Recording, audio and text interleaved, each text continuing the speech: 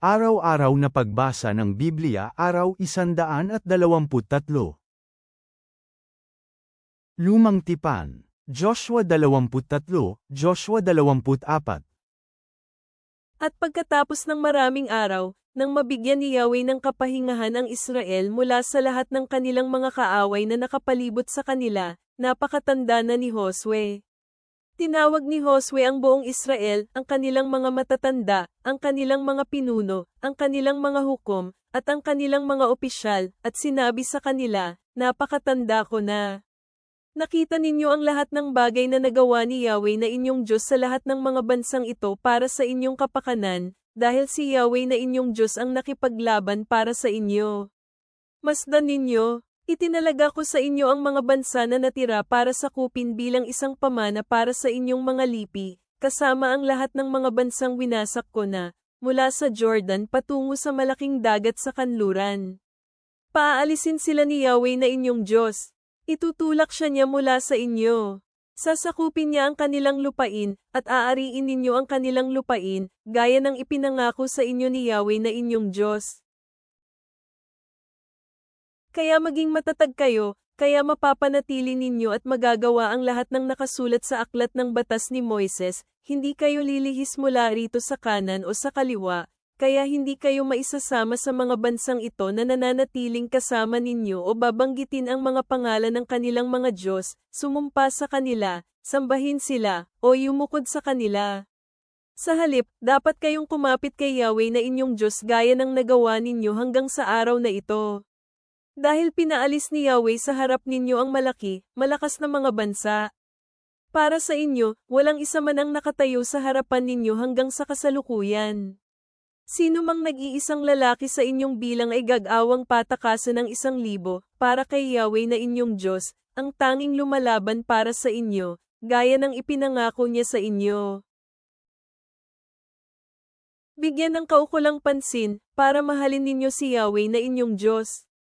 Pero kung tatalikod kayo at kakapit sa mga nakaligtas sa mga bansang ito na natiling kasama ninyo, o kung kumuha ng asawa mula sa kanila, o kung makikasama kayo sa kanila at sila sa inyo, pagkatapos tiyak na malalaman na hindi na palalayasin ni Yahweh na inyong Diyos ang mga bansang ito mula sa inyo. Sa halip, magiging isang patibong sila at isang bitag para sa inyo, pamalo sa inyong likuran at mga tinik sa inyong mga mata, hanggang sa mamatay kayo mula sa mabungang lupaing ito na binigay ni Yahweh na inyong Diyos sa inyo. At ngayon lalakad ako sa daan sa buong lupa, at malalaman ninyo ng buong puso at kaluluwa na walang isang salitang hindi nagkatotoo sa lahat ng mga mabubuting bagay na ipinangako ni Yahweh na inyong Diyos tungkol sa inyo. Lahat ng mga bagay na ito ay nangyari para sa inyo. Walang isa sa kanila ang nabigo. Pero gaya ng bawat salitang ipinangako ni Yahweh na inyong Diyos sa inyo ay natupad, kaya magdadala si Yahweh sa inyo ng lahat ng mga masasamang bagay hanggang sa mawasak niya kayo mula sa mabuting lupain na ito na ibinigay ni Yahweh na inyong Diyos sa inyo. Gagawin niya ito kung sisirain ninyo ang tipan ni Yahweh na inyong Diyos, na iniutos niya sa inyo para sundin. Kung pupunta kayo at sasamba sa ibang mga Diyos at yumukod sa kanila, sa gayon mag-aalab ang galit ni Yahweh laban sa inyo, at mabilis kayong mamamatay mula sa mabuting lupain na ibinigay niya sa inyo. Pagkatapos tinipon ni Josue ang lahat ng mga lipi ng Israel sa Sesem at ipinatawag ang mga nakatatanda ng Israel, ang kanilang mga pinuno, ang kanilang mga hukom, at ang kanilang mga opisyal, at ipinakita ang kanilang mga sarili sa harap ng Diyos. Sinabi ni Josue sa buong bayan, ito ang sinasabi ni Yahweh, ang Diyos ng Israel, nanirahan ang inyong mga ninuno noong unang panahon sa ibayo ng ilog Euphrates, si Tera, ang ama ni Abraham at ang ama ni Nahor, at sinamba nila ang ibang mga Diyos. Pero kinuha ko ang inyong ama mula sa ibayo ng Euphrates at pinangunahan siya sa lupain ng Canaan, at binigyan ko siya ng maraming kaapo-apuhan sa pamamagitan ng kanyang anak na si Isaac. At kay Isaac ibinigay ko sina Jacob at Esau. Ibinigay ko kay Esau ang maburol na lugar ng Seir para ariin, pero bumaba si Jacob at kanyang mga anak sa Ehipto. Pinadala ko sina Moises at Aaron, at pinahirapan ko ang mga taga-Ehipto sa pamamagitan ng mga salot. Pagkatapos noon, inilabas ko kayo. Inilabas ko ang inyong mga ninuno sa Ehipto, at nakarating kayo sa dagat. Tinugis sila ng mga taga-Ehipto sa pamamagitan ng mga karwahe at mga mangangabayo hanggang sa kalayuan ng dagat ng mga tambo. Nang tumawag ang inyong mga ninuno kay Yahweh, nagdulot siya ng kadiliman sa pagitan ninyo at ng mga taga-Ehipto. Pinagsama niya ang tubig ng dagat at sila ay natabunan. Nakita ninyo kung ano ang ginawa ko sa Ehipto. Pagkatapos namuhay kayo sa ilang ng mahabang panahon. Dinala ko kayo sa lupain ng mga Amo-Aryo, na nanirahan sa ibang bahagi ng Jordan. Nakipaglaban sila sa inyo, at ibinigay ko sila sa inyong kamay. Inangkin ninyo ang kanilang lupain, at winasak ko sila sa harap ninyo. Pagkatapos tumayo si Balak na anak na lalaki ni Zippor, hari ng Moab, at nilusob ang Israel. Ipinadala at ipinatawag niya si Balaam na anak na lalaki ni Beor, para sampain kayo. Pero hindi ako nakinig kay Balaam. Sa katunayan, pinagpala niya kayo. Kaya iniligtas ko kayo mula sa kanyang kamay. Tumawid kayo sa Jordan at nakarating sa Jericho. Nakipaglaban ang mga pinuno ng Jericho laban sa inyo, kasama ang mga Amo-Aryo, ang mga Perizeo, ang mga Kananeo, ang mga Heteo, ang mga Gergeseo, ang mga Havita, at ang mga Jebuso. Pinagtagumpay ko kayo sa kanila at nilagay sila sa ilalim ng inyong pamamahala. Ipinadala ko ang putakti sa harap ninyo, na paalis sa kanila at sa 2 hari ng mga Amo-Aryo sa harapan ninyo. Ito ay hindi nangyari sa pamamagitan ng inyong espada o sa pamamagitan ng inyong pana.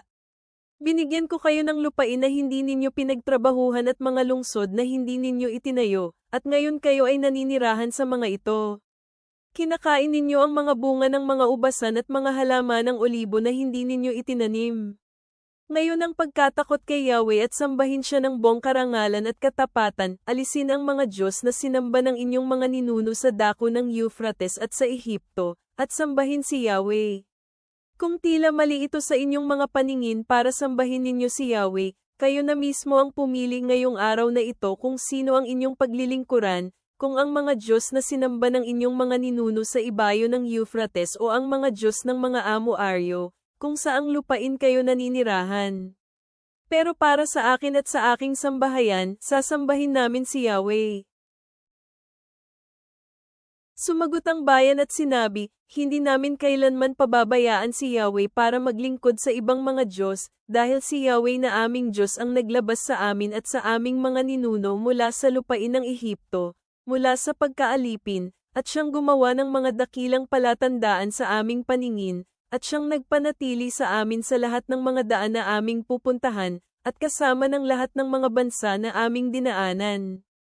At pinaalis ni Yahweh sa harap namin ang lahat ng mga mamamayan, ang mga Amo-Aryo na nanirahan sa lupaing ito. Sa gayon sasambahin rin namin si Yahweh, dahil siya ang aming Diyos. Pero sinabi ni Josue sa bayan, hindi ninyo maaaring paglingkuran si Yahweh, dahil siya ay isang banal na Diyos, siya ay isang selosong Diyos, hindi niya papatawarin ang inyong mga paglabag at mga kasalanan. Kung iiwan ninyo si Yahweh at sasamba sa mga dayuhang Diyos, sa gayon siya ay tatalikod at pipinsalain kayo.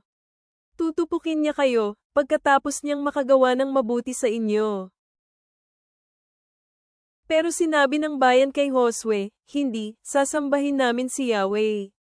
Pagkatapos sinabi ni Josue sa bayan, kayo ang mga saksi laban sa inyong mga sarili na kayo mismo ang pumili kay Yahweh, para sambahin siya. Sinabi nila, kami ay mga saksi. Ngayon itapon ninyo ang mga dayuhang Diyos na nasa inyo, at ibaling ang inyong puso kay Yahweh, ang Diyos ng Israel. Sinabi ng bayan kay Josue, sasambahin namin si Yahweh na aming Diyos. Makikinig kami sa kanyang tinig. Gumawa si Josue ng isang tipan sa bayan sa araw na iyon. Inilagay niya sa lugar ang mga kautusan at mga batas sa Shechem. Sinulat ni Josue ang mga salitang ito sa ang aklat ng batas ng Diyos. Kumuha siya ng isang malaking bato at inilagay ito doon sa ilalim ng punong ansene sa tabi ng santuaryo ni Yahweh. Sinabi ni Josue sa lahat ng mga tao, tingnan mo, ang batong ito ay magiging isang patoto laban sa amin. Narinig nito ang lahat ng mga salita na sinabi ni Yahweh sa amin. Kaya ito ay magiging isang saksi laban sa inyo, kung ninyo ipagkakaila ang inyong Diyos. Kaya pinaalis ni Josue ang bayan, bawat isa kanyang sariling pamana. Pagkatapos ng mga bagay na ito si Josue na anak na lalaki ni Nun, ang lingkod ni Yahweh, ay namatay, na nabuhay ng 110 taong gulang. Siya ay inilibing nila sa loob ng hangganan ng kanyang sariling pamana, sa Timnath Sera, na nasa maburol na lugar ng Ephraim, hilaga ng bundok Gash. Sinamba ng Israel si Yahweh sa buong buhay ni Josue, at sa buong buhay ng mga matatanda na nabuhay ng mas matagal kay Josue, ang mga nakaranas sa lahat ng bagay na nagawa ni Yahweh para sa Israel.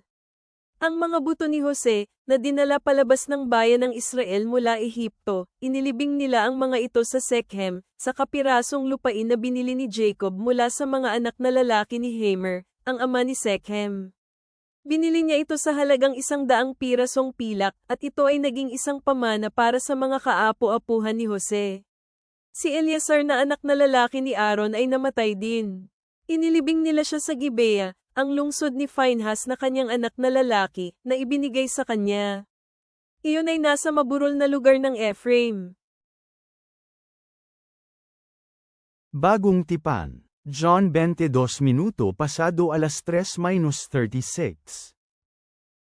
Pagkatapos nito, si Jesus at ang kanyang mga alagad ay pumunta sa lupain ng Judea. Doon siya ay naglalaan ng panahon kasama nila at nagbabautismo. Ngayon si Juan din ay nagbabautismo sa Inon malapit sa Silim dahil higit na marami ang tubig doon. Lumalapit sa kanya mga tao at sila ay nababautismuhan, dahil hindi pa naipatapon sa bilangguan si Juan.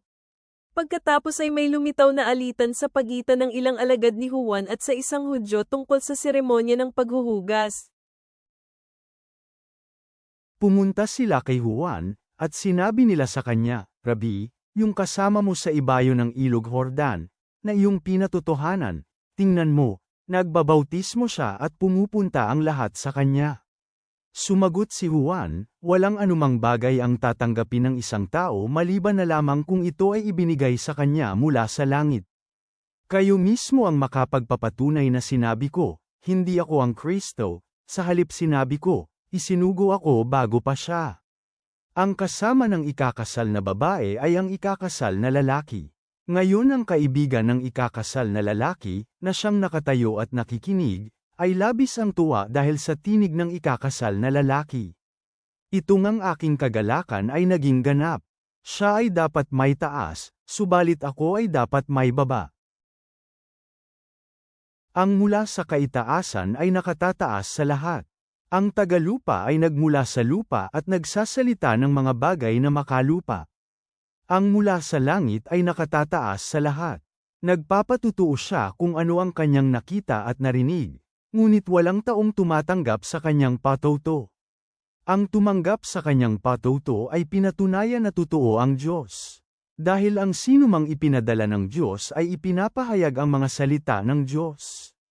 Dahil hindi niya ibinigay ang Espiritu sa pamamagitan ng sukat. Mahal ng Ama ang anak at ibinigay niya ang lahat sa kanyang mga kamay.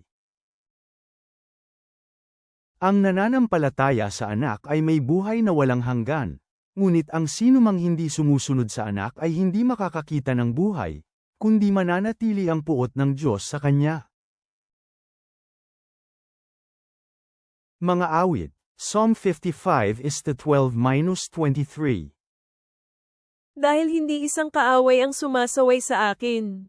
Kaya maaari ko itong tiisin, ni hindi siya ang napupuot sa akin na itinaas ang kanyang sarili laban sa akin, dahil kung hindi itinago ko sana ang aking sarili sa kanya. Pero ikaw iyon, isang lalaking kapantay ko, aking kasama at aking malapit na kaibigan. Mayroon tayong matamis na pagsasamahan, naglakad tayo kasama ang maraming tao sa tahanan ng Diyos. Hayaang mong biglang dumating ang kamatayan sa kanila, hayaang mo silang bumaba ng buhay sa Sheol, dahil sa kalagitnaan nila, sa kasamaan sila namumuhay. Para sa akin, tatawag ako sa Diyos, at ililigtas ako ni Yahweh. Magsusumbong ako at dadaing sa gabi, sa umaga at sa tanghaling tapat, maririnig niya ang aking tinig. Ligtas niyang sasagipin ang aking buhay mula sa digmaang laban sa akin, dahil marami silang mga lumaban sa akin. Ang Diyos, ang nananatili mula noon pang unang panahon, ay makikinig at tumutugon sa kanila. Sila ang mga taong iyon ay hindi nagbago, sila ay hindi natatakot sa Diyos. Itinataas ng aking kaibigan ang kanyang mga kamay laban sa kanyang mga kasando, hindi na niya iginalang ang tipan na mayroon siya. Ang kanyang bibig ay kasandulas ng mantikilya, pero ang kanyang puso ay naghamon, mas malambot pa kaysa sa langis ang kanyang mga salita, pero ang totoo sila ay mga binunot na espada. Ilagay mo ang iyong pasanin kay Yahweh, at ikaw ay kanyang aalalayan, hindi niya papayag ang sumuray-suray sa paglalakad ang taong matuwid. Pero ikaw, O Diyos, ay dadalhin sa hukay ng pagkawasak ang masama, ang mga uhaw sa dugo at mandaraya ay hindi mabubuhay kahit kalahati ng buhay ng iba, pero ako ay sa iyo magtitiwala. Ama naming nasa langit, nagpapasalamat kami sa iyong katapatan na ipinakita sa tipan na iyong ginawa sa Israel, na nagpapaalala sa amin na pumili kung sino ang aming paglilingkuran.